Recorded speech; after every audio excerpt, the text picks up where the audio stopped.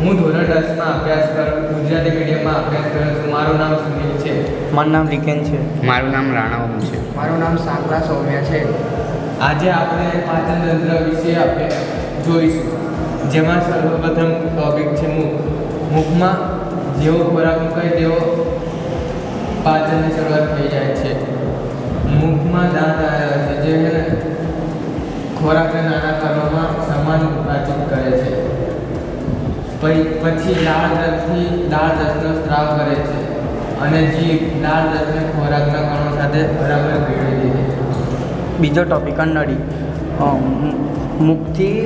ખોરાક મુખથી જઠર સુધી લઈ જવાનું કામ અન્નળી કરે છે. ત્રીજો ટોપિક જઠર ખોરાક આવવાની સાથે વિસ્તરણ પામે છે. આ જઠરની સ્નાયુમય દિવાલ જઠર ખોરાકની સાથે અન્ય પાચક રસ ભેળવે છે.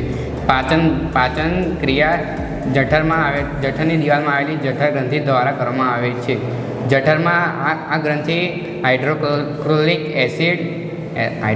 એસિડ પેપ્સિન ઉત્સેચક અને શ્લેષ્મ સ્ત્રાવ કરે છે. હાઇડ્રોક્લોરિક એસિડ એ એસિડિક માધ્યમ તૈયાર કરે છે જે પેપ્સિન ઉત્સેચકને પ્રક્રિયા કરવામાં મદદરૂપ કરે છે અને મુખમાં ખોરાકની સાથે આવતા બેક્ટેરિયાનો નાશ કરે છે. અને શ્લેષ્મ એ જઠરને એસિડ સામે રક્ષણ આપે છે. જઠરમાંથી ખોરાક નાના આંતરડામાં જાય છે. નાનું આંતરડું મુદ્રિકા સ્નાયુ પેશી દ્વારા નિયંત્રિત થાય છે. તેમાં ચરબી, કાર્બોદિત અને પ્રોટીનનું સંપૂર્ણપણે પાચન થાય છે. ત્યારબાદ તે આગળ વધે છે. નાના આંતરડામાંથી ખોરાક મોટા આંતરડામાં જાય છે. મોટા આંતરડામાં અપાચિત ખોરાકનું પાણીનું શોષણ થાય છે અને ત્યારબાદ તે મળદ્વારની સ્નાયુ મુદ્રિકાઓ દ્વારા નિકાલ પામે છે.